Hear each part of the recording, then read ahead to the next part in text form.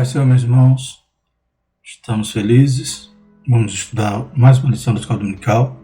Desta feita a lição 4 da Revista dos Jovens tem o título Quem segue a Cristo cultiva a prática da oração e do jejum.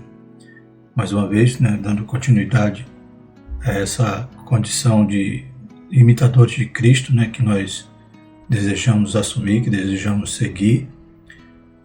Temos mais uma lição a respeito da vida piedosa daquele que serve a Jesus. Falamos na lição passada sobre a palavra e agora vamos falar sobre essas disciplinas cristãs que é a respeito da prática do jejum e da oração.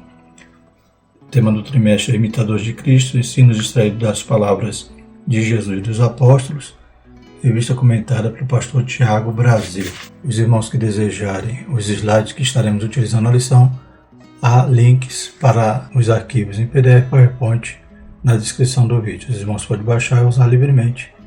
Pedimos que aqueles que ainda não são inscritos no canal no YouTube se inscrevam, curtam, compartilhem, para que esse material possa alcançar outros professores e outros alunos. O texto principal da nossa lição, portanto, vós orareis assim: Pai nosso que estás no céu, santificado seja o teu nome. Mateus 6, versículo 9. O resumo da lição: ore e jejue até que seu coração teimoso convença-se de que tudo de bom vem dos céus, diretamente das mãos de Jesus Cristo. Então vamos falar sobre oração e jejum, e é algo que demonstra o quanto somos dependentes de Deus.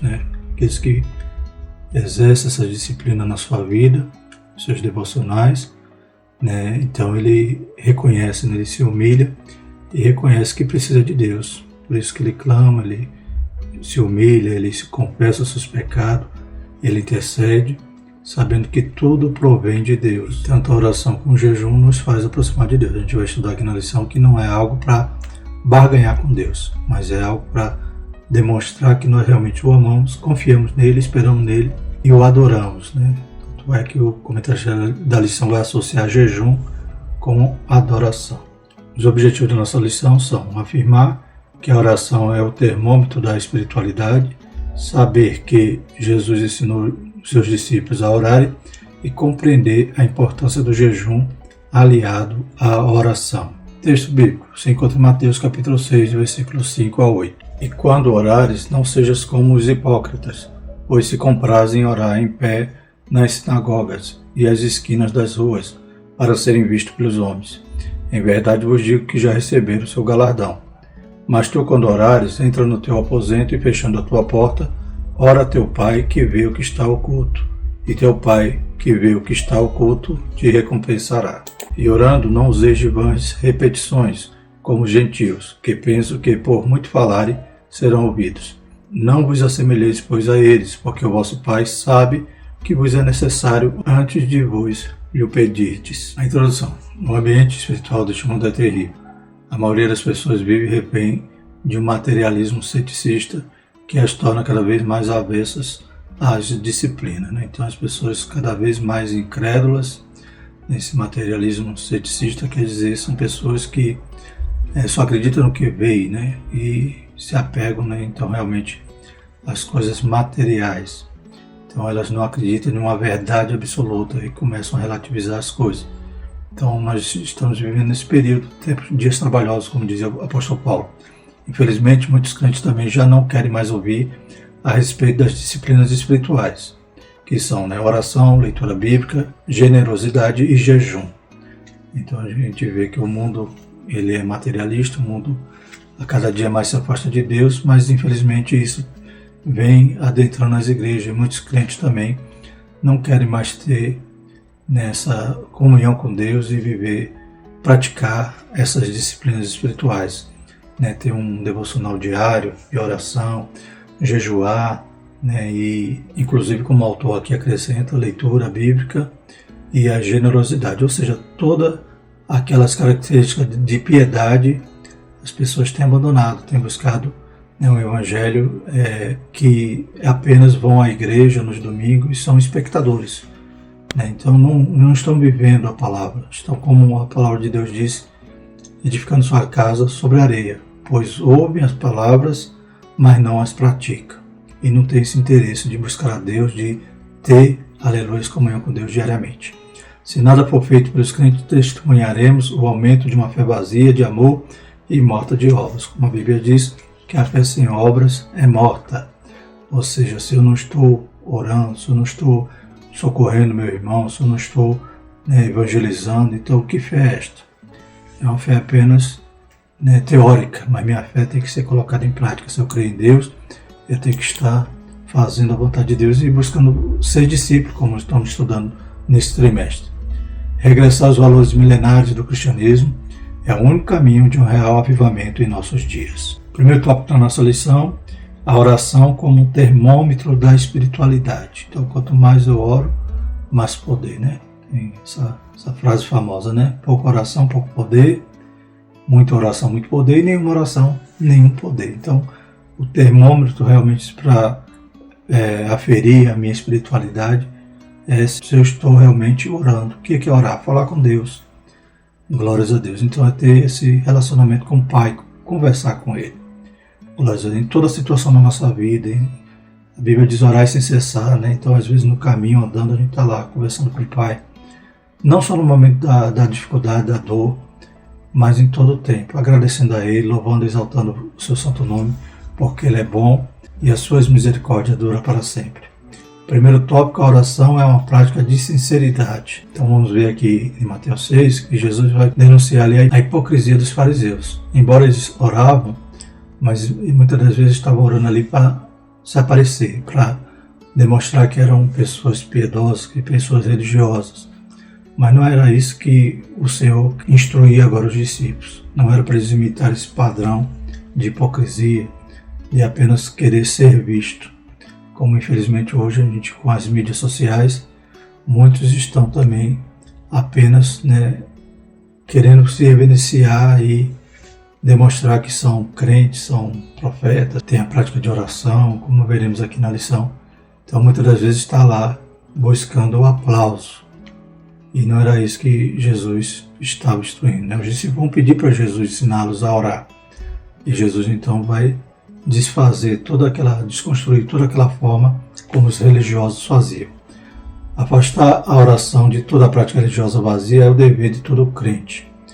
Já no início do seu ministério, Jesus falava a respeito da hipocrisia de muitas pessoas que se dedicavam de modo alongado àquilo que ele chamava de oração, mas que na verdade não passavam de rituais repetitivos. Então Jesus vai denunciar aqui a questão daqueles que se colocavam de pé nas sinagogas, nas esquinas, buscando ser visto, buscando que as pessoas o aplaudissem ou reconhecessem ali um prestígio de que aqueles homens realmente eram piedosos.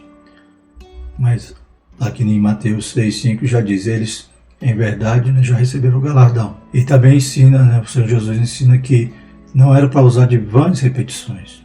Então essas repetições eram o quê?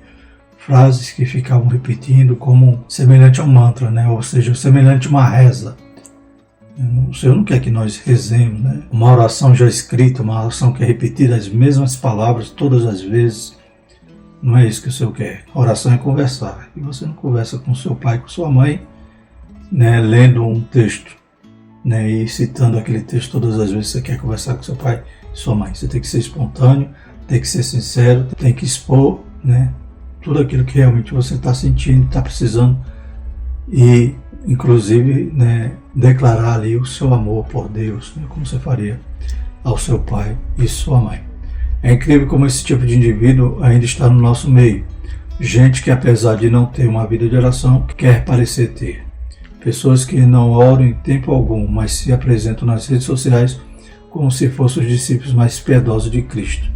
Então, procura aí no YouTube. Oração da meia-noite, oração das 11 horas. Você vai ver inúmeros pastores, inúmeros profetas que estarão lá gravando vídeos com essas tais orações. Então talvez nem ore realmente no oculto, nem ore a Deus, mas ora na frente de uma câmera e posta aquilo para que todos vejam e aplaudam. E interessante nessa lição que vai falar também a respeito de muitos estão terceirizando essas práticas.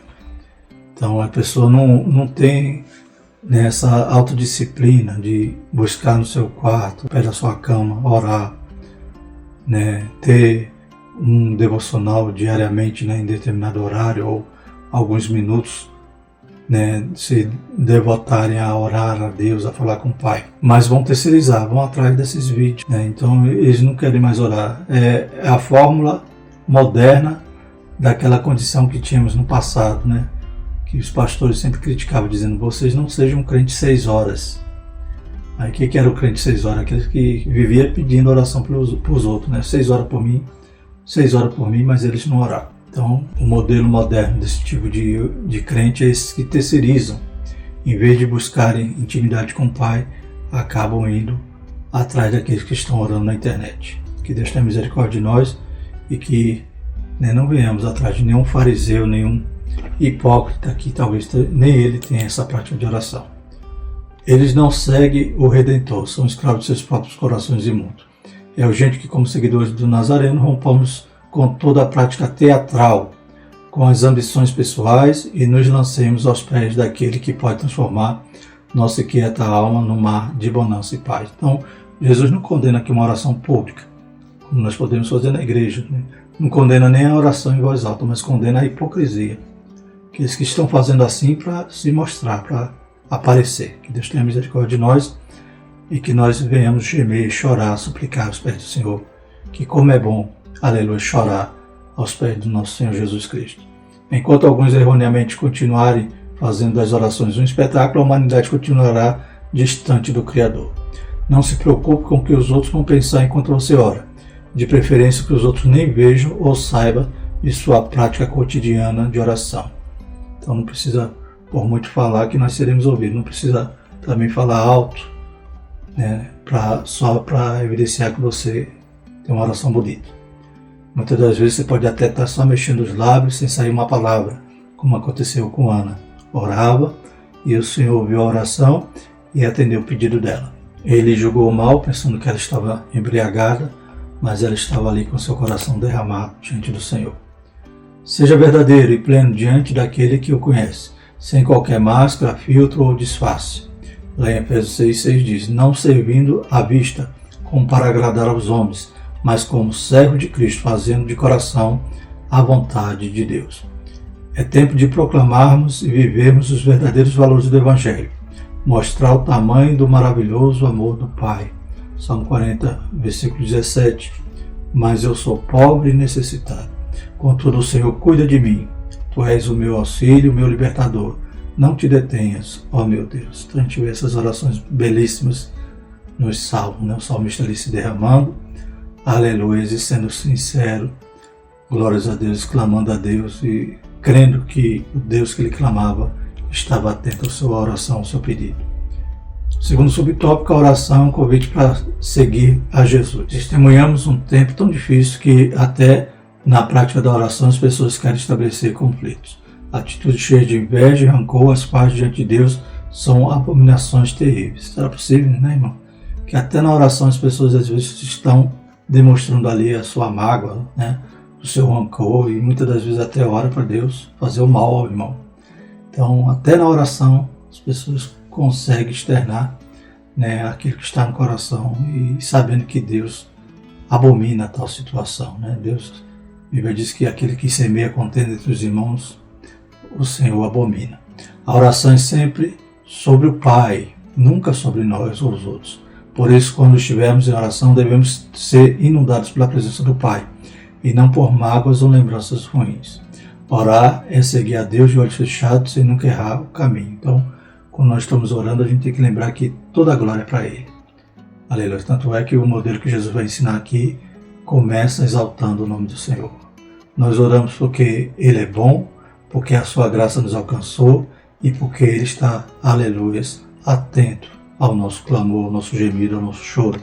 Glórias a Deus. Em meio à incredulidade de muitos, quem segue sua jornada de joelhos chega mais rápido no centro da vontade de Deus. Salmo 28:7. O Senhor é a minha força e o meu escudo, nele confiou o meu coração.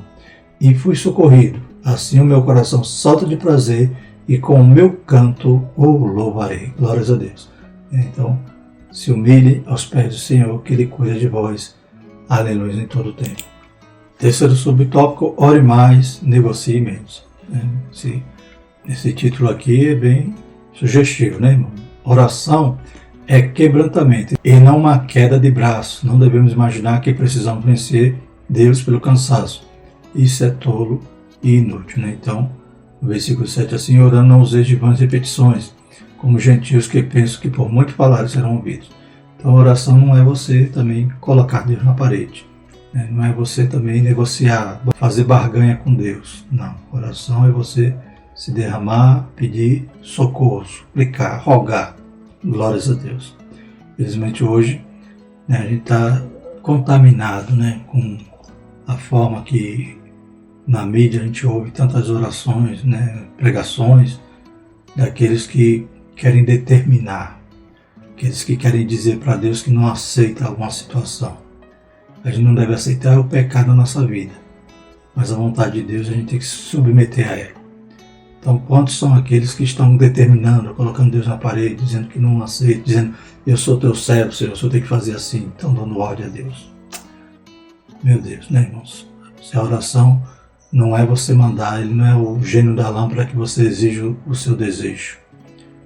Ele é o Deus sobrenatural, o Deus soberano, o Deus supremo, glórias a Deus, que está acima de todas as coisas e nós somos pó.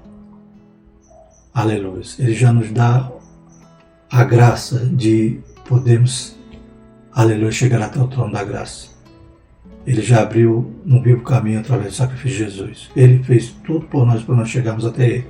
E quando a gente chega, a gente vai ofendê-lo? Não, irmãos. A gente tem que se humilhar, clamar a Ele, entender que é Ele que está no controle de todas as coisas.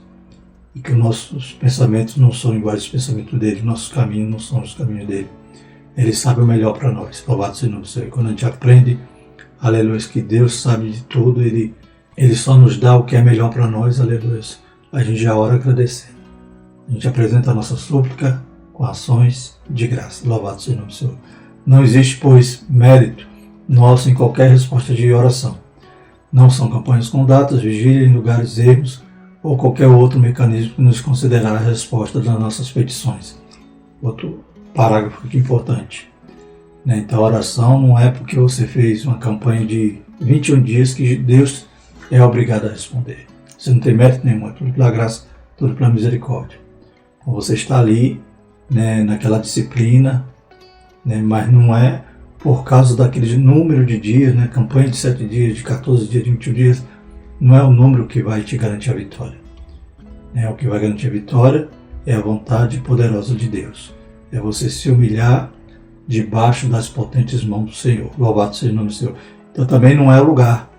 Tem gente que idolatra, né? A gente vai ali orar no monte, pois ali a oração é forte. Não existe isso. Glórias a Deus. Você pode estar com uma oração forte ali no ônibus. Louvado seja o nome do Senhor. Você fecha os olhos ali e começa a clamar ao Senhor. A oração forte não é você que faz, é o Deus forte que ouve. É Ele que faz, é Ele que realiza. Tudo é graça, amor e compaixão divina. Orar é retirar todo o disfarce diante de Deus e se reconhecer estruturalmente carente do amor que vem dele. Então, o comentarista deixa aqui esse versículo em Mateus 26 e nos chama a atenção que até o próprio Jesus, né, ele se humilha ali diante de Deus e demonstra ali a situação. Né? O Jesus, que era pleno homem, também era pleno Deus, mas ali, como homem, ele estava sentindo aquela condição ali, prestes a se oferecer por nós ali na cruz. Então, em Mateus 26, 37 e 39, lemos o seguinte: E levando consigo Pedro e os 2 filhos de Zebedeu, começou a entristecer-se e a angustiar-se muito. Então lhes disse: A minha alma está cheia de tristeza até a morte. Ficai aqui e velai comigo. E indo um pouco mais para diante, prostrou-se sobre o seu rosto, orando e dizendo: Meu Pai, se é possível, passe de mim este cálice. Todavia não seja como eu quero, mas como tu queres. Glórias a Deus, né? Por isso que lá em Filipenses diz que, aleluia, ele não fez por usurpação ser igual a Deus, mas humilhou-se a si mesmo até a morte de cruz. E nós, irmãos, como é que nós podemos chegar diante de Deus e querer exigir alguma coisa dele? Aleluia. Que nós também venhamos a dizer ao Senhor: Senhor, estou triste, estou angustiado. Aleluia, mas faça a tua vontade, não a minha. Glórias a Deus. E o Senhor sempre fará o melhor para cada um de nós. Segundo tópico, aprendendo a orar com Jesus. Primeiro subtópico, que não é o Pai Nosso, né? Então o Senhor vai, a partir do verso 9 aqui de Mateus 6, expor ali um modelo de oração. Ele não estava ali citando, né, uma oração permanente, uma oração fixa que nós devemos fazer e escrevê-la e sempre repeti-la, não. Ele estava dando um modelo, ele estava dando ali um formato de oração que nós podemos aprender, né? Então vemos que os discípulos chegam até Jesus e pedem para Jesus ensinar eles a orar. João Batista também tinha ensinado os seus discípulos a orar, então eles também, né, eles percebem que precisam aprender, pois eles viram que Jesus praticava a oração continuamente. Glórias a Deus. E quando Jesus então cita o Pai Nosso, ele está demonstrando ali uma fórmula, um modelo que nós devemos estudar e ver o que compõe essa oração para que a nossa oração também tenha esses ingredientes. Então vamos nesse tópico dizer o que não é o Pai Nosso, né? Como o próprio Cristo ensinou, a oração não deve ser uma prática mecânica ou com expectativas automáticas, como se orar fosse uma receita de bolo, cujo resultado final se chegará necessariamente quando todos os passos forem seguidos. Então a oração não é para ser automática, tem que ser espontânea, tem que ser uma conversa, aleluia, do filho com o pai, glórias a Deus. E não é para ser algo a ser repetido, como o Senhor condenou ali a questão dos gentios que ficavam com vãs repetições. Então o Senhor não quer que rezemos, quer que conversemos com Ele, que oremos. Orar é uma atitude espontânea e livre de um coração que ama a Deus, todavia não é algo caótico e aleatório. Então também não é algo sem direção, né? Então o que Jesus está ensinando aqui é um modelo de oração, né? Então com início, meio e fim, mas que tem também alguns elementos ali, por exemplo, adoração, confissão, gratidão. Aqui na nossa lição vai dizer a respeito de oração que os objetivos, né? Buscar a presença de Deus, agradecê-lo pelos imerecidos favores, interceder pelo avanço do reino de Deus, apresentar nossas necessidades, confessar a Deus nossos pecados e faltas, né? Eu até acrescentaria mais um aqui, né? Interceder uns pelos outros. Então toda oração deve seguir determinados princípios fundamentais para que seja realizada para a glória de Deus, e é exatamente isso que Jesus faz em Mateus 6, de 9 a 13. Então não é um modelo fixo, mas sim são princípios que nós devemos seguir quando orarmos assim. O mestre não ensina uma fórmula mágica que deve ser repetida várias vezes e da qual o indivíduo fica dependente. Pelo contrário, o Salvador ensina os discípulos a orar, né? Como está lá em Lucas 11, 1 e 2, quando os discípulos pedem isso para Jesus, apresentando componentes em sua oração que são indispensáveis para todo e qualquer clamor. Então Lucas 11, 1 diz: E aconteceu que, estando ele a orar num certo lugar, né? Então, Jesus orando, quando acabou, lhe disse um dos seus discípulos: Senhor, ensina-nos a orar como também João ensinou seus discípulos. Já a maneira como se ora, o lugar, a forma, o horário, são meros detalhes que podem alterar-se ou até mesmo não constar nas práticas devocionais de alguma pessoa. Então, podemos orar em pé, podemos orar de joelhos, sentado, deitado. O horário também não existe um horário fixo. Por exemplo, a oração tem que ser 18 horas. Não. A oração, pelo contrário, a Bíblia diz orar sem cessar, então é todo o tempo. Então, não existe lugar, nem forma, nem horário que tem que ser rígido, fixo, né? Mas tem que ter um coração contrito, coração sincero voltado a Deus. Segundo subtópico, o Pai Nosso como indicativo dos parâmetros para uma vida de oração. Qual é o resumo que se pode apresentar da oração modelar de Jesus? Então aqui a gente vai ver alguns itens que demonstram, né, alguns princípios que podemos extrair da oração que Jesus ensinou. Letra A. Orar, em primeiro lugar, é sempre reconhecer a grandeza e a amabilidade de Deus. Somente a partir do ensinamento de Jesus se popularizou a liberdade de denominar o Criador de Pai. Daí Gálatas 4,6, e porque sois filhos, Deus enviou aos vossos corações o Espírito de seu Filho, que clama Abba Pai. Então, a partir dessa oração, né, se popularizou, né, de chamar Deus de Pai. A própria oração inicia assim, né? Pai nosso que está no céu. Então, como diz aqui na letra A nossa oração tem que reconhecer essa amabilidade de Deus, né? Que amabilidade é essa? Ele é nosso Pai. Ele quer se relacionar conosco, Ele quer falar conosco, Ele quer nos ajudar, nos socorrer. Letra B. Quem ora nunca deve confundir a generosidade do Eterno com a conivência com o pecado, pois Ele é um todo de santidade. Santo é o nome de Deus. Então na oração vai estar dizendo o seguinte: santificado seja o teu nome. Então a gente tem que lembrar que Ele é santo. E a gente só já chega a Ele pela graça, pelo perdão de Jesus. Então não podemos orar também com o coração cheio de pecado. Devemos lembrar que é santo, devemos pedir misericórdia e perdão antes de chegar diante do trono. Letra C. Toda oração deve apontar para a eternidade, pois uma das desgraças da sociedade contemporânea é seu imediatismo materialista. Então a gente olha para o céu, olha para, aleluia, para a eternidade. Venha o teu reino, seja feita a tua vontade. Ou seja, nós estamos aguardando aqui a volta de Jesus, Maranata, Estamos aguardando o seu reino milenial. Louvado seja o Senhor. Então lá em 1 Coríntios 15, a gente vê Paulo falando sobre a ressurreição e dizendo que se nós esperarmos Jesus só nessa vida, somos os mais miseráveis dos homens. Glórias a Deus. Então a nossa oração é para um Deus eterno, um Deus que vai cumprir todas as suas promessas, aleluias, e nós olhamos para a eternidade, o autor e consumador da nossa fé que vai voltar para nos buscar e vai, na sequência, depois da tribulação, vir reinar nesta terra. Deve-se sempre orar, pois diariamente o maná do céu vem ao povo santo, a letra D. A arrogância e a soberba afastam as pessoas de uma vida de oração dedicada. Então, o pão nosso de cada dia nos dai hoje. Aí já demonstra o princípio que eu tenho que orar diariamente. Eu não vou orar, Senhor, me dê o pão do mês inteiro. Quem é que vai querer comer esse pão que ganhou hoje, daqui a 15 dias?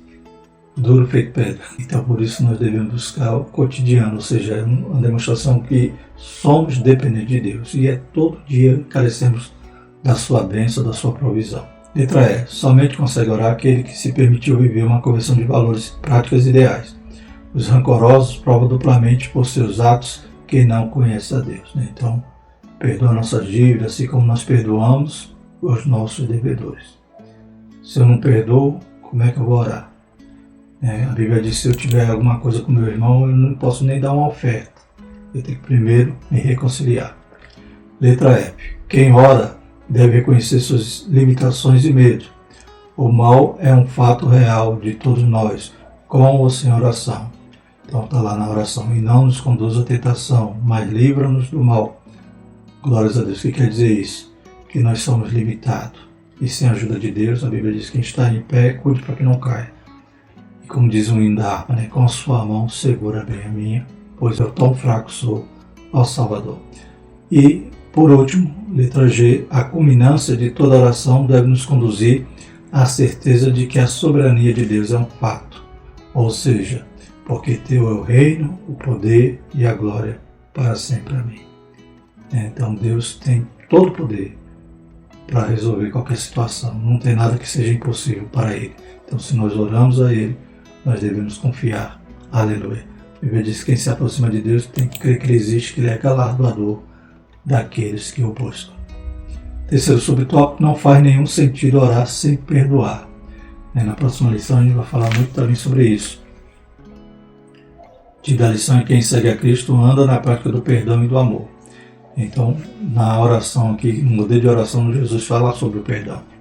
Oração e perdão são intrínsecos e simultâneos. Mateus 6, 14, 15 diz: porque se perdoardes aos homens as suas ofensas, também vosso Pai Celestial vos perdoará a vós. Se, porém, não perdoardes aos homens as suas ofensas, também vosso Pai vos não perdoará as vossas ofensas. Só a misericórdia de Deus, Ter crente ainda com raiva do irmão, com mágoa, Até a oração está sendo impedida. Que Deus tenha misericórdia de nós. Só tem paz para orar quem já perdoou e só consegue perdoar quem tem uma sólida vida de oração. Para o mestre, está muito evidente que a escolha de um estilo de vida odioso, onde a mágoa seja o centro das decisões, terá uma consequência inevitável: a falência espiritual dessa pessoa. Então não permita que a raiz de amargura perdure em sua vida. Peça a misericórdia de Deus, peça a graça de Deus para que você perdoe, para que você ame, para que você não venha a sofrer essa falência espiritual, como o comentarista da lição nos diz. Deus nos convida para uma experiência cristã na qual sejamos muito mais que fariseus repetidores de orações vazias ou libertinos irresponsáveis que procuram esconder seus desatinos atrás de uma capa. Então, Jesus condenou veementemente a hipocrisia, que nós tenhamos sinceridade diante de Deus, diante dos homens, não tenhamos uma capa. Glórias a Deus. Ore e conheça o verdadeiro rosto de Deus. Amém? Graças a Deus. Terceiro tópico, a importância do jejum. Primeiro subtópico, na naturalidade da oração, jejum. Então a gente falou de oração e agora vamos falar de jejum também. Na sequência aqui de Mateus 6, vai tratar. Vai primeiro descartar toda a capa, toda a hipocrisia que os fariseus religiosos da época faziam. Também eles praticavam esse ato piedoso, mas também para se mostrar. Ficavam desfigurados, ficavam com a aparência batida para que todos vissem, perguntassem o que está acontecendo. Ele: eu estou jejuando, estou aqui num propósito. Mas o Senhor repreende tudo isso, mas demonstra que nós precisamos jejuar. E na lição sobre o Sermão do Monte, na revista dos adultos do trimestre passado, dizia que a oração e jejum é a combinação perfeita, glórias a Deus. Então, você ora, tem um propósito diário de orar, tem disciplina, glórias a Deus, tem essa disciplina cristã na sua vida. E quando é que vem o jejum? Naquele momento que você precisa buscar mais, se fortalecer mais, se humilhar mais, adorar mais ao Senhor. Então aí você mistura esses dois elementos que são poderosos, oração e jejum. Poderosos para poder você, aleluia, chegar mais perto de Deus, reconhecer mais a sua dependência dele. Servir a Deus deve ser uma prática simples e natural para todos nós. Adorá-lo é mais que um mero ato corporal. É um estilo de vida que expressa a soberania de Deus em nossos corações. Pois o desejo do Altíssimo é que nossa vida seja uma constante de louvor. Assim, ir ao culto deve ser uma das infinitas formas de bem dizer o Criador. Então, nós vivemos para a glória de Deus. E o jejum aqui não vai ser um ato sacrificial, vai ser um ato de sofrimento, mas vai ser uma adoração. Como o comentarista disse, tudo que nós viemos a fazer tem que ser para a glória de Deus. Lá em Coríntios, comamos ou bebamos, tudo seja para a glória de Deus. E ir ao culto é só a continuidade dessa adoração que você já tem que viver na sua casa, na sua família, na escola.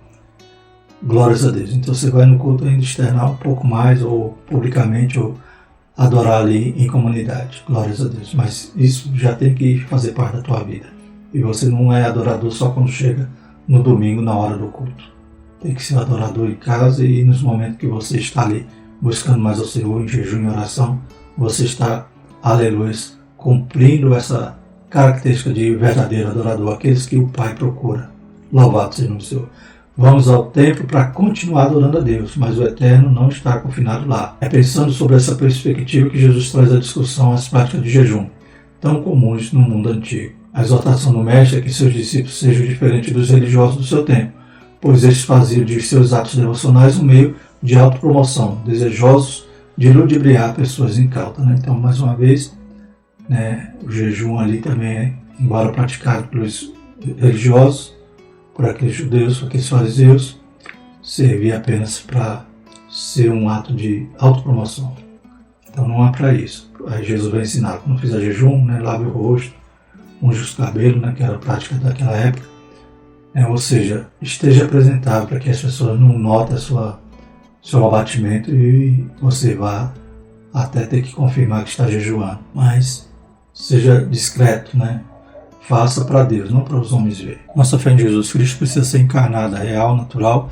As imagens de Jesus falam sobre lavar o rosto, se perfumar e sair para cumprir seus deveres no cotidiano. Então, está vivendo normal, mas ali o seu coração está ligado com Deus.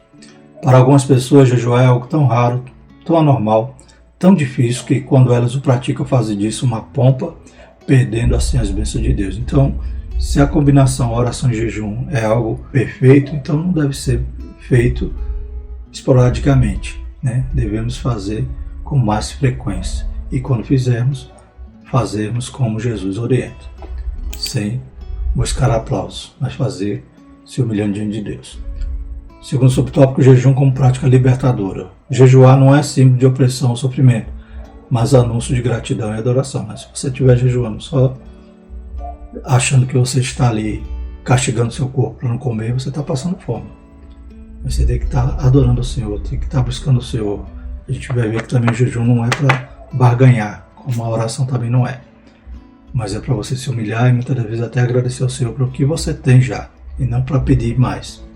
Quem jejua não quer se martirizar, infligindo sofrimento a si mesmo em meio de muitas tristezas. Antes, o praticante do jejum é alguém alegre, jubiloso, pelas bênçãos já recebidas, oferecendo assim não apenas ofertas externas a si mesmo, mas a própria vida, o seu ser como sacrifício ao Deus vivo. Assim como Salvador jejuou, então Jesus ali passou 40 dias no deserto jejuando, pelo menos é o registro que temos na Bíblia, mas provavelmente ele jejuava e orava em outros momentos. Ele o fez como uma atitude de confiança e adoração a Deus. Também somos chamados para vencer as tentações do inferno através de uma vida de contínua comunhão com o Senhor. Então, na lição passada dos adultos, quando fala sobre esse tema, do jejum, diz o seguinte: a oração e o jejum são vistos como atos que revelam disciplina, autonegação e humilhação, e mostram também a dependência total de Deus em momentos mais extremos, quando precisamos buscá-lo para resolver um problema específico ou receber uma determinada orientação. Então a gente vê vários exemplos de jejum na Bíblia, Daniel jejuou para que Deus cumprisse lá todas as profecias sobre Israel. Nós vemos em Nínive, o rei de Nínive e os habitantes se arrependem dos seus pecados, eles jejuam para, quem sabe, Deus tivesse misericórdia dele, Deus teve. Esdras, jejua, ora quando está indo, retornando ali para Jerusalém. Ao invés de ele pedir ajuda ali do rei, os exércitos, ele jejua e Deus guarda ele naquele caminho perigoso. Na Bíblia, há 3 eventos que caracterizam a necessidade do jejum. O ato de humilhar-se, que por meio da confissão acontecia por causa da tristeza do pecado. Então, quando o povo percebia que estava fazendo as coisas erradas, a palavra vinha e confrontava, eles se humilhavam, eles jejuavam, eles jogavam cinza na cabeça, então vestiam roupas de pano de saco. Também temos o da lamentação, fosse por causa de um mal sofrido, fosse por alguma praga, uma derrota sofrida, uma batalha, uma ameaça. Então, quando estamos passando por uma grande luta, como passamos agora sobre a pandemia, quando há algumas enchentes, então também jejuamos, pedindo a graça do Senhor, pedindo, nos lamentando ali para aquela situação e mostrando que somos dependentes de Deus. E por último, um evento espiritual grande, concentração de fiéis, como no caso de envio de missionário e escolha de homens para a obra. Então, quando também precisamos da direção de Deus, ou do socorro dele para resolver algum problema, a gente jejua. Glórias a Deus. Mas tudo isso é demonstrando a sua dependência que você tem a Deus, reconhecer a sua soberania, glórias a Deus, e clamar a misericórdia. Coloque a boca no pó, quem sabe ainda alcança a misericórdia. No deserto da vida, o jejum é uma prática indispensável. Se Israel estivesse adorando durante sua peregrinação a Canaã, não teria demorado tanto a chegar no centro da vontade de Deus. Em vez de adorar, eles murmuravam, por isso demorou. Terceiro subtópico, as consequências abençoadoras do jejum. As recompensas públicas do jejum secreto são evidentes, já que o coração transbordante da presença do Senhor se torna algo evidente diante dos olhos de todos. Provérbio 15:13, o coração alegre formoseia o rosto, mas pela dor do coração o espírito se abate. Nunca é demais repetir, jejum não é moeda de negociação espiritual. Se seremos abençoados depois de momento de dedicação ao Altíssimo, isso acontecerá porque estaremos mais sensíveis às orientações divinas e seguindo-as, certamente vamos experimentar o bem do Senhor. Então, o jejum também nos torna mais sensível ao Espírito Santo. Nós não podemos jejuar para alcançar uma bênção, para barganhar com Deus. Mas nós devemos jejuar porque adoramos a Ele e queremos passar aquele momento dedicando-nos a Ele. Também a gente sabe que não existe tempo específico de jejum, nem dia certo para jejum. Então, alguém pode jejuar 24 horas, outro já não tem essa estrutura, tem algum problema de saúde, jejua 12 horas, 6 horas. Alguém vai jejuar e precisa tomar água porque tem algum problema de saúde. Então, o importante não é né, o que você está se abstendo, mas o importante é a sua postura diante de Deus e naquele momento você está buscando o Senhor, não para trocar por alguma bênção, mas para adorá-lo, para se consagrar mais. Quem oferece ao Redentor o verdadeiro jejum não se preocupa com o que vai receber, pois já está feliz com o que tem, graças a Deus. E concluindo, irmãos, quanto mais se aproxima do fim de todas as coisas, menos as pessoas oram de jejum. Então, essas bênçãos que nós alcançamos através dessas disciplinas espirituais, as pessoas estão perdendo de ganhar. Mas que nós possamos estar cada vez mais, né? Quem for santo, santifique-se mais, louvado seja o nome do Senhor. Na verdade, o que testemunhamos hoje é uma terceirização da adoração e do quebrantamento. Infelizmente, a grande parte das pessoas só desejam as bênçãos e não o abençoador. Infelizmente, estão terceirizando. Às vezes, como já falamos, né? Oração, você vai lá assistir uma oração, em vez de você ir orar. Aí tem outros que vão atrás de profecia, e já deve ter até jejum também, né, no Facebook ou na internet, que as pessoas jejuam e você só fica ali esperando a bênção no lugar deles. Então faça você, tenha, aleluia, essa comunhão com Deus, louvado seja o nome do Senhor, para que você se achegue mais a Deus, Ele se achegará a vós, bendito é o nome do Senhor. Todavia, o nosso Redentor merece a verdadeira oração e o verdadeiro jejum. Não se preocupe com o que vai receber, seja grato pelo que já tem. Graças a Deus. E na próxima lição, quem segue a Cristo anda na prática do perdão e do amor. Então, lembre-se que estamos aprendendo a imitar a Cristo. Porta estreita, caminho apertado, mas é bênção, viu? Você chega até o céu. Aleluia. E ser discípulo de Jesus é um privilégio. Glórias a Deus. Vamos orar? Santo Eterno Deus, te louvamos, Pai, te agradecemos por todo esse despertamento através da Tua Palavra. Nós possamos, Pai, cada dia mais buscar, Pai, a Tua face. Deus poderoso e santo, que tudo que foi aprendido através dessa lição, Pai, possa ser praticado. Em nome de Jesus, nós te pedimos tudo isso e já te agradecemos. Amém e amém. Que a graça do nosso Senhor e o amor de Deus, a comunhão do Santo Espírito, permaneça sobre todos, hoje e para sempre. Amém.